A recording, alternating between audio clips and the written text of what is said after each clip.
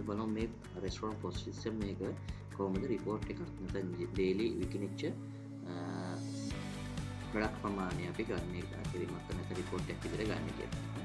total මේ පොස් system එකේ තියෙනවා reports කියලා section එක. ඒ reports වලට ගිහිල්ලා අපිට ගන්න සාමාන්‍ය summary එකක් තියෙනවා daily නැත්නම් ඒ උච්ච ප්‍රමාණයක් ගිහිල්ලා තියෙනවාද, purchases මොනවාද, sales මොනවාද, profit මොනවාද, right?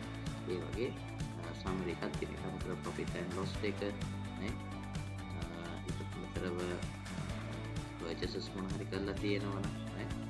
purchasing කරලා තියෙන ඒවා, sales තියෙන ඒවා right? ඊට අමතරව products. මේ products කියලා කියන්නේ සාමාන්‍යයෙන්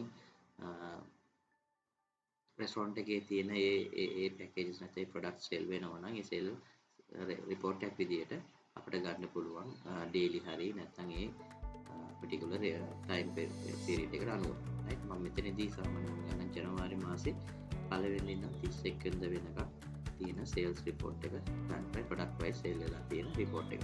ඒකට මේ statement තියෙනවා statement සාමාන්‍යයෙන් 48ක් sell වෙලා තියෙනවා right? ඒ වගේ අපිට දාලා report එකක් ගන්න පුළුවන් ඔයාලට idea එකක් තියෙනවා right? quantity wise කොච්චර demand එකක් තියෙනවද මෙන්න මේ product wise දැන්ට විකිලා තියෙනවද කියලා කලා ගන්න පුළුවන් right?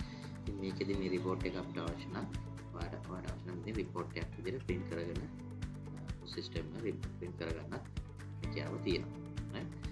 මේකෙදි summary එකයි total කොච්චර income generate වෙලා තියෙනවද කියන එක මෙතනින් බලා ගන්න පුළුවන්.